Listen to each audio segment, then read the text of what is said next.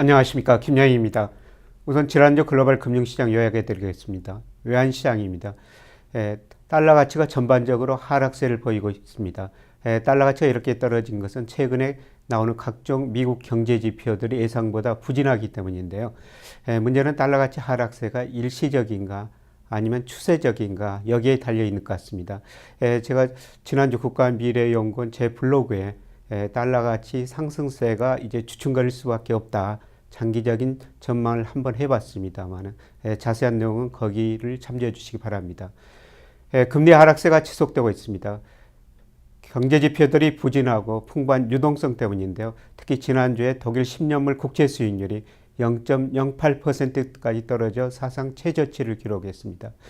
지난 3월부터 유럽 중앙은행이 양적 완화를 통해 가지고 매월 600유로를 공급하면서 국채를 샀기 때문인데요. 독일 국채 수익률이 과연 얼마까지 떨어질 것인지 글로벌 금융시장에서 가장 큰 관심사가 되고 있습니다. 지난주 우리나라 국채 수익률은 소폭 상승했는데요. 그동안 많이 하락에 대한 상대적인 반등이지 추세적으로 우리 금리가 상승하는 국면은 아니라고 볼 수가 있습니다. 왜냐하면 우리 경제 성장률도 계속 떨어지고 있기 때문입니다. 지난주 글로벌 주가를 보면요. 중국 등 아시아 주가는 상대적으로 많이 올랐습니다. 지난 한 주 중국 주가가 6.3%나 상승했습니다. 그러나 지난 주말 미국 주가, 유럽 주가, 특히 독일 주가 등이 많이 떨어졌습니다. 올해 들어가지고 선진국 주가보다는 중국 등 이머징 마켓 주가가 많이 오르고 있는데요. 그 이유는 미국이 금리 인상을 지연할 것이다. 그 다음에 중국이 계속 경기 부양을 하면서 통화를 풀 것이다. 이런 진단들 때문입니다만은 최근에 이머징 마켓 주가가 경기에 비해서는 조금 앞서가고 있는 것 같습니다. 조만간 조정을 거칠 가능성이 상당히 높아 보입니다. 지난주 여러 가지 경제 지표들이 발표가 됐는데요. 우선 중국 경제부터 살펴보겠습니다. 중국의 경제 성장률, 1분기 경제 성장률이 발표됐는데요. 7%였습니다. 2009년 1분기 6.5%의 최저치를 기록했고요. 그의 모든 경제 지표들이 예상보다 낮게 나오고 있습니다. 3월 수출 전년 동월 대비 14.6% 감소했습니다. 산업 생산도 5.6% 증가에 그쳤고요. 고정투자, 소매 판매 등 전문가들이 예상한 것보다 낮은 수준을 보이고 있습니다. 이에 따라 지난 일요일 중국 중앙은행은 지준율을 19.5%에서 18.5%로 인하하면서 통화를 앞으로 더 늘리겠다, 경기를 부양하겠다 이런 식으로 나오고 있습니다. 그림에 중국의 경제 성장률이 나오고 있는데요. 2009년 2분기 경제 성장률 이후로 지난 1분기에 7% 성장하면서 경제 성장률이 계속 떨어지고 있습니다. 여기다가 지난 1분기 중국의 소비자 물가 상승률 1.4%에 그쳤는데요. 사실 7% 성장하는 나라에서 1.4% 소비자 물가, 이거는 중국 경제도 디플레 압력이 상당히 높다는 것입니다. 그래서 중국 정부가 앞으로 통화 정책을 신축적으로 운영할 수밖에 없다. 계속 그 지준율 인하하고 금리도 내리고 있죠. 통화 증가율 현재 10% 안팎입니다만 중국 정부가 올해 12% 목표를 하고 있습니다. 그래서 앞으로 중국이 통화 공급을 더 늘리겠다. 이런 측면에서 중국 주가가 너무 많이 오르고 있는데요. 많은 전문가들이 중국 정부가 이런 통화 정책 확장에도 불구하고 주가는 너무 가열된 것이 아니냐 이런 진단을 내리고 있습니다. 지난주 미국에서도 여러 가지 경제 지표들이 발표가 됐는데요. 경제 지표들이 전반적으로 부진한 모습을 보이고 있습니다. 미국 산업 보면요. 재고 출하 비율 파란 선으로 그림에 나타나 있습니다. 이게 계속 증가하고 있지 않습니까? 이게 의미는 기업들이 물건을 생산해서 판매한 것보다 재고가 많이 쌓이고 있다는 것입니다. 그렇기 때문에 기업들이 생산을 줄일 수밖에 없는 것이죠. 산업 생산 증가세 2%대로 많이 둔화되고 있습니다. 생산뿐만 아니라 소비도 둔화되고 있습니다. 소비 심리 다소 개선됐습니다만 최근에 주춤거리는 모습이 나타나고 있고요. 미국 소비를 나타내는 대표적인 지표 중에 하나인 소매 판매 증가세가 크게 둔화되고 있습니다. 미국 GDP에서 소비가 차지하는 비중이 거의 68%인데요. 이렇기 때문에 앞으로 미국 경제 성장률도 전문가들이 예상한 것보다 더 떨어질 수밖에 없는 것으로 나타나고 있습니다. 지난주 미 재무부에서 미 국채를 외국인 중 누가 얼마나 사고 있느냐 팔고 있느냐 그걸 나타내고 있는데요. 최근 통계에 보면은 중국이 미 국채를 계속 줄이고 있습니다. 2008년, 2009년에 중국이 미 국채를 참 많이 샀었죠. 2008년에 미국이 금융위기를 겪으면서 정부 지출을 늘려야 하기 때문에 국채를 많이 발행할 수밖에 없었습니다. 이때 중국 정부가 미국 국채를 많이 사들였죠. 그래서 중국만이 자본주의를 구제한다 이런 이야기까지 나오고 있습니다만은 그러나 작년부터 중국이 미 국채를 계속 팔고 있고요. 올 1, 2월에도 약 200억 달러 이상 미 국채를 줄여가고 있습니다.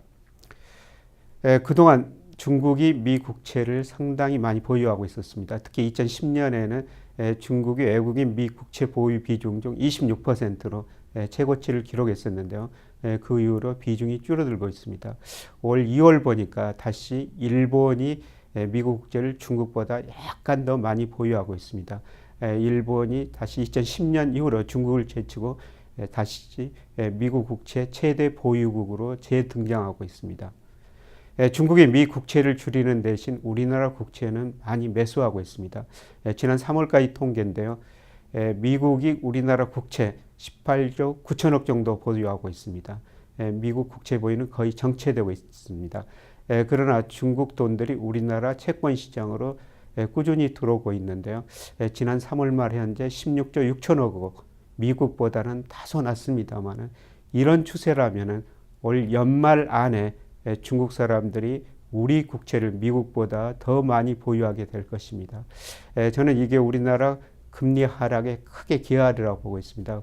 구조적으로 저성장, 저물가 때문에 우리 금리가 떨어지고 있습니다만 중국 사람들이 우리 국채를 사면서 금리 하락세가 더 지속될 것으로 보고 있습니다. 이렇게 금리가 떨어졌을 때 과연 우리나라 보험회사, 특히 생명보험회사들 역마진이 커질 수 있고 보험회사들이 어떻게 견딜 수 있는지 궁금한 사항입니다. 이번 주에 여러 가지 경제지표가 발표되는데요. 미국에서는 기존 주택매매, 신규 주택매매, 주로 주택 관련 통계들이 발표가 됩니다. 유로존에서는 24일 아주 중요한 일이 발생하죠. 유로 그룹 회의에서 그리스에 대한 추가 지원을 할 것인가 말 것인가 글로벌 금융시장에 굉장히 큰 영향을 줄 것 같습니다. 그다음에 중국에서는 HABS 제조 PMI가 발표되는데요. 전월에 50 미만이었습니다. 과연 이번에 50을 넘었을 것인가 이게 관심사입니다. 그리고 우리나라에서는 1분기 실질 국내 총생산 경제성장률이 발표가 되죠. 그리고 4월 소비자 동향조사도 발표가 됩니다. 주요 이슈 하나씩 살펴보겠습니다. 우선 24일 날 유로존 재무장관 회의가 개최되어 가지고 그리스 지원을 해줄 것인지 말 것인지 하게 되는데요. 그런데 지금 많은 전문가들이 그리스가 결국 디폴트 상황에 가지 않을 것인가 이렇게 전망하고 있습니다. 5월 8일, 12일, 15일, 6월 5일 그리스가 갚아야 할 돈들이 많이 있습니다. 최근 상황을 보니까 이번 달부터 그리스 정부가 공무원 월급이나 그 다음에 연금도 지불하지 못할 것이다. 이런 진단도 나오고 있는데요. 지금 독일 등이 그리스가 구조조정을 안 하고 있기 때문에 도와주기 힘들 것이다. 그래서 그리스가 디폴트에 빠질 가능성이 상당히 높다. 이렇게 내다보고 있습니다. 문제는 그리스 디폴트 확률은 높아지고 있습니다만 그리스가 유로존에 잔류할 것인가 흔히들 그렉시트라고 그러죠. 탈퇴할 것인가 여기에 달려 있습니다만 디폴트가 되더라도 그리스 입장에서 보면 유로존에 남아있는 것이 더 유리하기 때문에 유로존에는 잔류할 가능성이 크다고 볼 수가 있겠습니다. 어떻든 그리스가 디폴트 상황에 직면해 가면은 이머징 마켓 중심으로 상당히 글로벌 금융시장이 불안해질 가능성이 높아 보입니다. 이번 주 미국 주택 매매 등 주택 관련 지표들이 발표가 되는데요. 2006년까지 미국 주택 경기 정말 좋았었습니다. 주택 매매 큰 폭으로 상승했고 주택 가격도 정말 많이 올랐었죠. 그러나 2007년 들어가지고 주택 경기가 위축되면서 미국 글로벌 금융위기의 주요한 요인이 됐지 않습니까? 그대로 금리를 0%까지 내리고 세 차례에 걸쳐가지고 양적 완화를 통해 가지고 엄청난 돈을 풀었습니다. 그래서 주택 경기 회복되고 주택가격이 오르면서 소비 심리 기여, 실제적으로 소비 증가에 상당히 기여했습니다. 근데 최근 보면은 미국 주택 경기가 다시 증가세가 둔화되는 모습을 보이고 있습니다. 이게 앞으로 미국 소비에 상당한 영향을 주리라고 보고 있습니다. 최근 소매 판매가 둔화되고 있는데요. 주택가격 상승세 둔화도 거기에 기여한 거로 볼 수가 있습니다. 이번 주 우리나라에서는 1분기 경제성장률 속보치가 발표가 됩니다. 경제성장률 많이 떨어진 거로 추정이 됩니다. 한국은행이 최근 계속해서 경제성장률을 낮췄지 않습니까? 그런데 이 경제성장률을 예측하는데 가장 중요한 지표 중에 하나가 장단기 금리차인데요. 제가 여기서 국제 3년물하고 CD 91물물 차이를 가지고 앞으로 경제 전망을 해봤습니다만은 장단기 금리차가 실질 경제 성장률의 약 2분기 정도 선행해 왔습니다. 근데 작년부터 계속 장단기 금리차가 축소되고 있고요. 올해도 지금 계속 줄어들고 있습니다. 이걸 보면은 경제 성장률이 앞으로 둔화될 것이다. 이런 전망을 할 수가 있었습니다만은 실제적으로 아마 1분기 경제 성장률 전년 동분기 대비 2%대로 많이 둔화됐고요.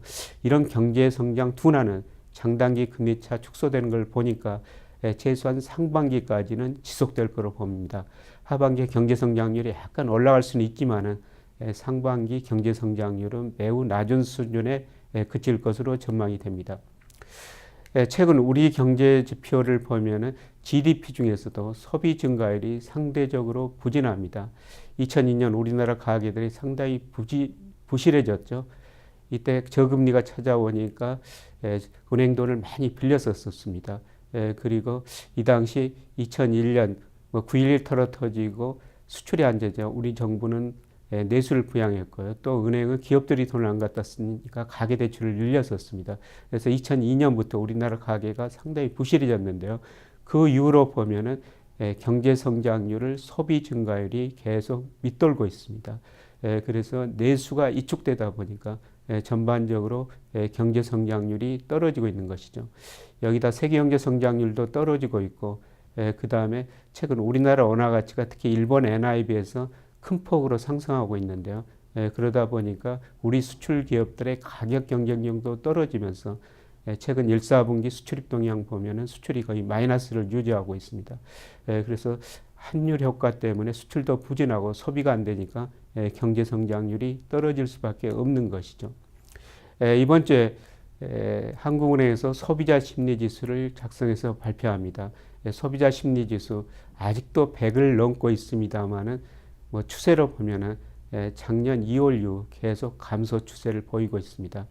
최근 주가가 오르면서 소비 심리 반등에 약간 기여할 거로 보고 있습니다만은 전반적으로 소비 심리 이축 상태가 계속되고 있습니다. 그래서 소비가 증가하면서 경제 성장률을 높게 유도하기에는 쉽지 않은 상황인 것으로 볼 수가 있겠습니다. 자, 지금까지 말씀드린 걸 다시 한번 요약드리면요. 미국의 지난주에 산업 생산, 소매 판매 여러 가지 경제 지표들이 발표가 됐습니다만은 전문가들 예상보다 추세적으로 하락하고 있습니다. 중국 경제 성장률도 1분기 7%로 2009년 1분기 후 최저치를 기록했습니다. 경제 성장뿐만이 아니라 산업 생산, 소매 판매 모든 지표들이 둔화되고 있기 때문에 중국 정부는 경기를 부양하기 위해서 지준율을 인하했습니다. 이번 주에 미국 주택 경기가 발표가 되는데요. 역시 둔화 추세가 지속되고 있으리라고 생각이 됩니다. 그 다음에 이번 주에 가장 큰 관심사는 그리스가 과연 디폴트를 할 것인가, 유로존이 과연 그리스 정부를 도와줄 것인가, 여기에 달려 있습니다. 여기에 따라 가지고 과거보다 충격은 작더라도 아마 이머징 마켓 금융시장에 상당히 충격을 줄 가능성이 높아 보입니다.